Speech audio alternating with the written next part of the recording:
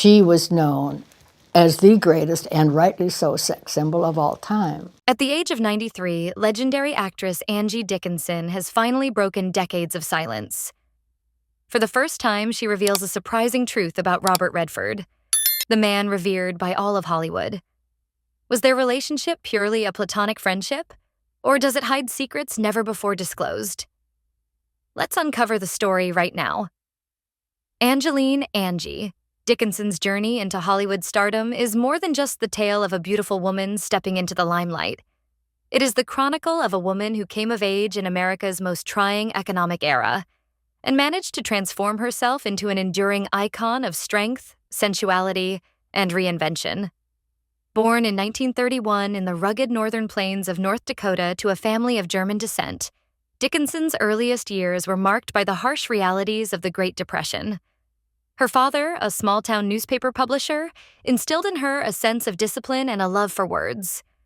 It is no surprise, then, that her first ambition was to become a writer, a career that promised intellectual satisfaction but not necessarily fame or fortune. Yet fate, as often happens in Hollywood's most captivating stories, had other plans. The pivot point came almost by chance. A beauty contest, entered more for curiosity than ambition, altered the trajectory of Dickinson's life. Winning did not merely bestow a crown. It offered her access to Los Angeles at a time when the entertainment industry was exploding with opportunity. Hollywood, ever hungry for fresh faces and distinctive personalities, quickly recognized in Dickinson a rare combination: the alluring glamour of a screen siren paired with the charisma and intelligence that could hold the camera's gaze. She was not merely decorative. She was magnetic. Her early career unfolded in small television roles and minor film appearances, yet her presence was undeniable. Casting directors noticed not just her striking looks, arched eyebrows, smoldering eyes, and that unmistakable husky voice, but also her ability to inhabit a role with confidence.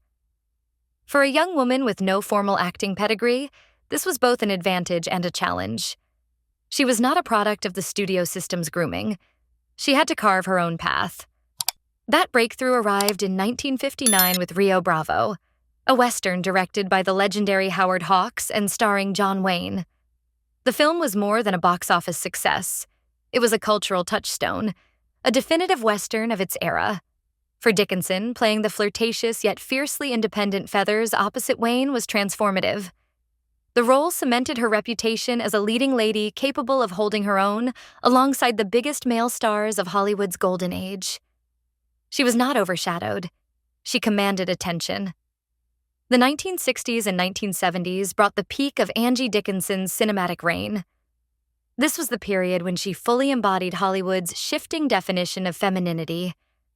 In Ocean's 11, 1960, she became part of the Rat Pack mythology, working alongside Frank Sinatra and Dean Martin. It was more than just a supporting role. Her involvement tied her to the glamorous, rebellious spirit of Sinatra's inner circle.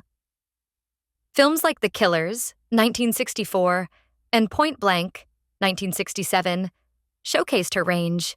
Moving seamlessly from noirish tension to brutal psychological thrillers, she exuded both danger and allure.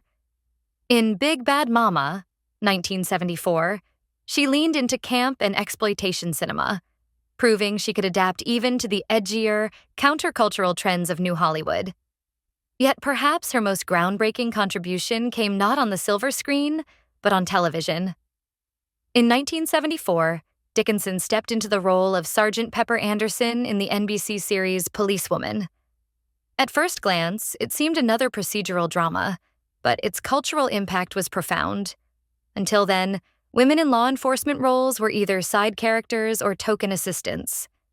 Dickinson's Pepper Anderson was different: smart, competent, authoritative, and commanding respect in a male-dominated arena. For 4 seasons, she became a weekly fixture in American households, inspiring countless women at a time when the feminist movement was reshaping the cultural landscape.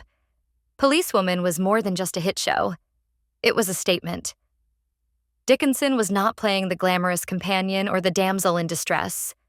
She was leading the charge, armed with both brains and resilience. Critics at the time recognized the significance and later historians would place the series as a pivotal moment in television history, opening the door for generations of strong female protagonists. The fact that Dickinson achieved this while still maintaining her aura of sensuality made the achievement even more remarkable. She proved that a woman could be powerful without sacrificing femininity, that authority and allure could coexist. Beyond the roles themselves, Angie Dickinson's career is best understood as a reflection of the changing times. In the post-war 1950s, Hollywood needed icons who embodied optimism and desire. In the rebellious 1960s, she channeled sophistication mixed with danger. By the 1970s, she stood as a symbol of female empowerment within mainstream culture. Each decade reshaped her, but she also helped to shape each decade's cultural imagination. To speak of Dickinson is to speak of Hollywood's golden era, its transitional 1970s, and the rise of television as a cultural force. Her career is a bridge between old and new, glamour and grit, tradition and progress.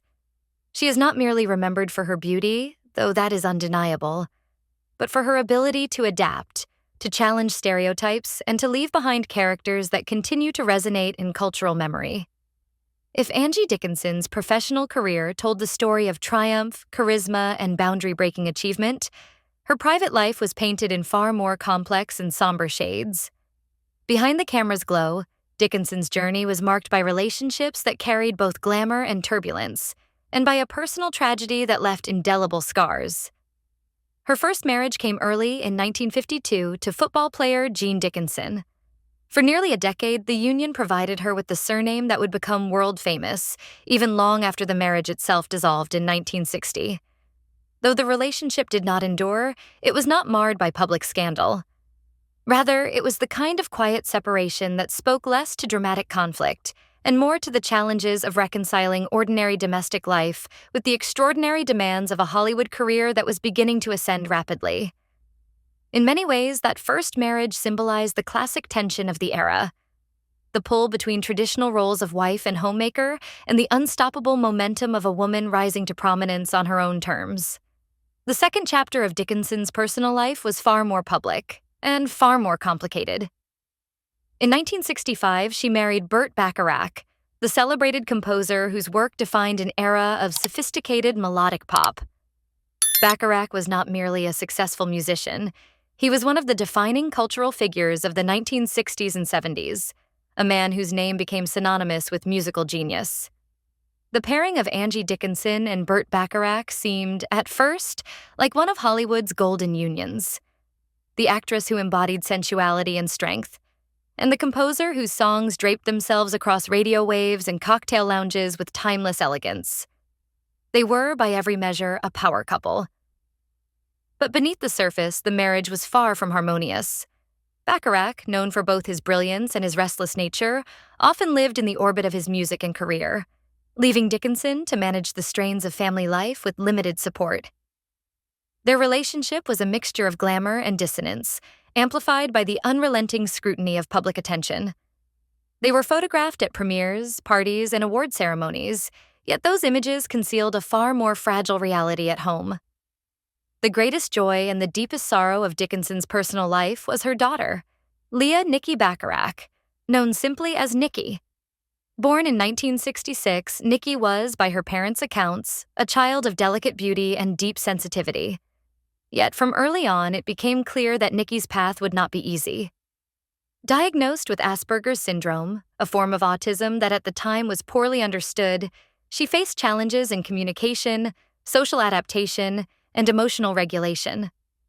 Dickinson and Bacharach were raising a child at a time when awareness and support for neurodivergence were minimal. Medical expertise was limited, and societal compassion often shallow. For Dickinson, the experience was transformative. In Hollywood, she had always been cast as women of strength, resourceful, glamorous, capable of surviving adversity. In her personal life, those qualities were not scripted performances, but necessities. She became not just an actress or a star, but a mother navigating a terrain filled with heartbreak and uncertainty. Friends and colleagues noted that Angie's natural resilience, the same quality that helped her thrive in a male-dominated film industry, was now redirected toward her daughter's care. Still, the strain was immense. The marriage with Bacharach, already strained by professional demands and contrasting temperaments, faltered under the weight of raising a child with complex needs. In 1981, after 16 years, Dickinson and Bacharach divorced. The dissolution was painful but inevitable, and while both moved on publicly, the bond of parenthood continued to link them in ways that neither could fully escape. The tragedy deepened decades later. In 2007, Nikki, then 40 years old, took her own life after a long battle with depression and the isolation that often accompanied her condition. For Dickinson, it was a loss beyond measure, the kind of devastation that defies public explanation. In interviews, she spoke sparingly, but when she did, her words carried the weight of a mother who had endured both love and despair in their rawest forms. The grief remained a private wound, one that she never fully displayed for public consumption, yet it shaped her later years profoundly. This combination of public brilliance and private sorrow is what makes Angie Dickinson's story so compelling. On screen, she was the embodiment of power and allure. Off-screen, she carried burdens that stripped away the Hollywood veneer, revealing a woman who was deeply human, vulnerable, and wounded by life's cruel turns. In the final analysis, her legacy is not only one of cinematic milestones, but also of resilience in the face of personal heartbreak. Indeed, Dickinson's tendency to retreat from public disclosure about her private life reflects both generational norms and personal choice. Unlike many contemporary celebrities who make confessional culture part of their brand, Dickinson remained cautious, even guarded. Her silence was not indifference, but dignity. To her, grief was not for display, but for endurance. She chose to protect her own heart and her daughter's memory by speaking only when necessary, a choice that in itself is telling. It illustrates a woman who understood the difference between the demands of the public stage and the sanctity of personal sorrow. As the decades rolled forward, Angie Dickinson remained a figure of enduring fascination. Part legend, part enigma. Her career celebrated, her private battles respected. But in September 2025, the passing of another Hollywood titan, Robert Redford, opened a new and poignant chapter in her public voice. At the age of 93, Dickinson chose to speak with rare candor about her connection with the man whose life and work had profoundly influenced the landscape of American cinema. Robert Redford's death on September 16, 2025, at the age of 89, sent waves of grief through the film community and beyond. He was not just an actor. He was a director, an activist, and a cultural architect who reshaped the industry with integrity and vision. For Dickinson, the loss was deeply personal, though not in the way gossip columns had often speculated. Her words, shared in the wake of his passing, revealed the depth of a bond built not on romance, but on something more enduring: respect, admiration, and friendship. She recalled their earliest encounters, dating back to the years when Redford was still an emerging talent. To Dickinson, he was not the polished icon he would later become, but a young man marked by humility, determination, and a striking moral clarity. In an industry where ego often consumed talent, Redford stood apart. He did not seek validation through the trappings of Hollywood glamour. Instead, he moved through its corridors with a kind of quiet defiance, determined to carve out his own path. That independence, Dickinson noted, was central to his appeal, not only for audiences, but for those who worked alongside him. Redford's choices reflected a philosophy that transcended mere stardom. He consistently aligned himself with projects that carried substance, narratives that challenged convention, and stories that resisted Hollywood's appetite for formulaic spectacle. In Dickinson's eyes, he was an artist first, a celebrity second, a rare inversion in an era dominated by image. More than that, she emphasized Redford's respect for women, a quality that resonated deeply with her own life and career. In an industry notorious for its gender inequalities and power imbalances, Redford treated women not as adornments to his narrative, but as equals, colleagues and collaborators. For someone like Dickinson, who had spent her career pushing against the stereotypes that Hollywood often imposed on women, this quality was not only admirable, but deeply meaningful. Of course, speculation about their relationship had followed them for decades. Tabloids whispered of secret romances, clandestine affairs, and unspoken passions. Yet Dickinson dismissed these rumors with the grace of someone who no longer needed to defend her truth. "We were never lovers," she explained, her words both firm and tender. "And it is precisely because we were not that our friendship endured." In that statement lies a profound reflection, that intimacy does not always need to be defined by romance, and that a bond built on mutual respect can, in its own way, outlast the fleeting fires of passion. Her portrait of Redford was not painted in broad strokes of legend, but in delicate details.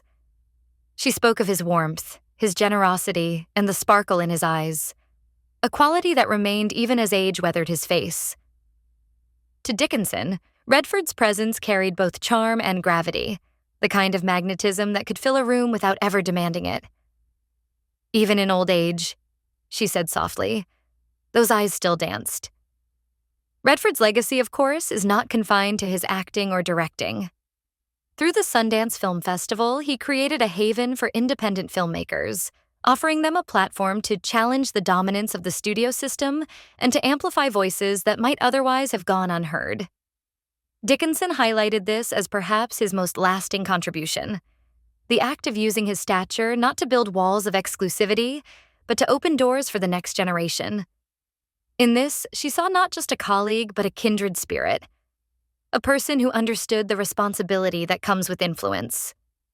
When the news of his passing reached her, Dickinson described feeling both grief and solace. Grief for the loss of a man whose life had intersected with hers in ways both subtle and profound. Solace in the knowledge that he died peacefully at his home in Sundance, surrounded by the very landscapes he cherished and fought to preserve. To her, this was not merely an end, but a fitting conclusion to a life lived with purpose, integrity, and authenticity. At 93, Dickinson's reflections carry the weight of perspective that only time can provide. She has witnessed the rise and fall of countless stars, the transformations of Hollywood, and the shifting tides of cultural history. And yet, when she speaks of Redford, her words distill the essence of his greatness into something remarkably simple. She calls him the real one, a phrase that resonates not only as a tribute but as a verdict. In a world often defined by illusion, Robert Redford, she insists, was authentic, grounded, and irreplaceable. It is a rare thing when one legend memorializes another. Angie Dickinson's tribute to Robert Redford is not merely a farewell. It is a recognition of shared history, of parallel paths shaped by artistry, resilience, and a refusal to surrender to Hollywood's more corrosive temptations. In honoring him, she reveals something of herself as well. A woman who, after a lifetime of glamour, triumph, and heartbreak, understands that authenticity is the truest form of greatness. Angie Dickinson's life is a testament to resilience, talent, and compassion. The unspoken friendship between her and Robert Redford stands as one of the most beautiful chapters in Hollywood's bustling narrative. What are your thoughts on Angie Dickinson's confession at the age of 93? Share your comments below. Don't forget to hit like, subscribe to the channel, and turn on notifications to stay updated with the most authentic stories about cinema legends.